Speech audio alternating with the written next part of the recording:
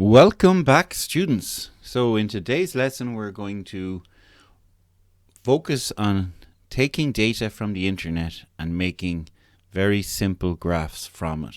So I've made a previous video on the Central Statistics Office. It can be a little bit daunting when you go into looking at all the types of data you can look at. I'm just showing it to you here.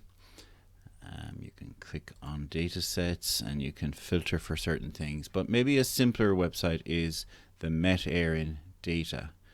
Okay, so here in these dots we have weather stations from around the country. I'm on Shannon Airport, it's the nearest one to us, so I'm clicking that. And this gives me Shannon Airport data. We can even see the rainfall in January and February of this year. Okay, so what I'm going to do, and what I'm encouraging you to do, is maybe skip this year and take all that data there. Now this is one way of selecting it. It's just literally to select it and copy it. Okay. So I'm going to see about just pasting it into Excel.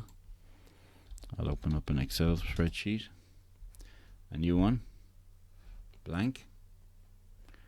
And I'll just Control V and see what happens. Okay, so there are no headers for January, February, March, etc. It's very, very small. You can't see it, so we can blow it up.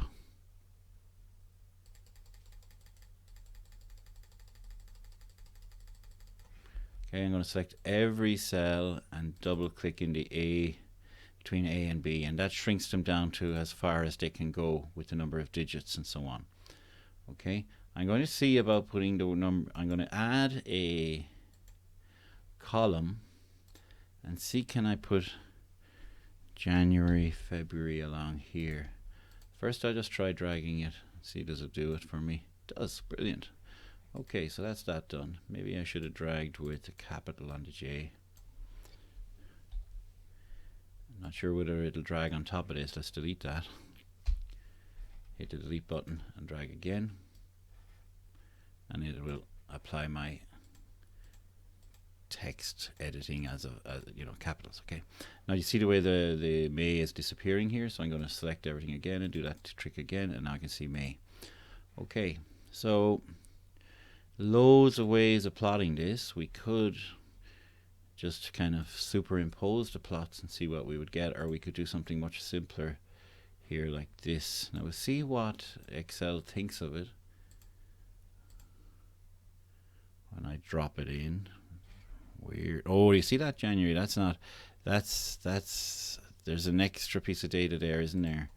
There's the everything added together, so it's adding up the rainfall from everywhere. Let me delete that chart for now. So in fact, what's going on? Oh yeah, that's not January. So what do we do with that? Let's just delete it. Or we could, of course, it's an interesting plot in its own right. They're the totals. Okay, but we don't want to mix it up with our thing. Let's move this entire row out here. Okay, so I don't mix it up. And now I'll plot this again. Okay, and that's cool.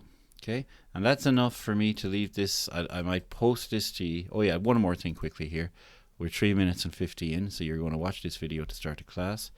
I'm going to take a very nice thing to do is, once you've made a chart, a graph, you can right click on it, move it, and we're going to move it to a new sheet and name it Rainfall.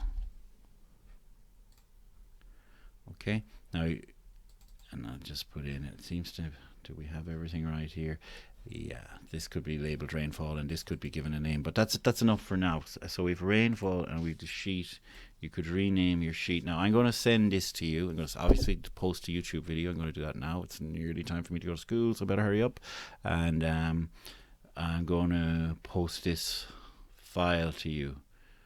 Now it's important that I don't share it with you, because then we all start editing it, changing it. So this will be your starting point, or by all means go to Met Éireann into Shannon Airport, and you can look at other things like temperature as well as rainfall. Okay, so managing data online is not so difficult, and we don't just have to use static textbooks. We can bring it to life and make it contextual to our situation. Okay, as always, students, I will see you in the next one.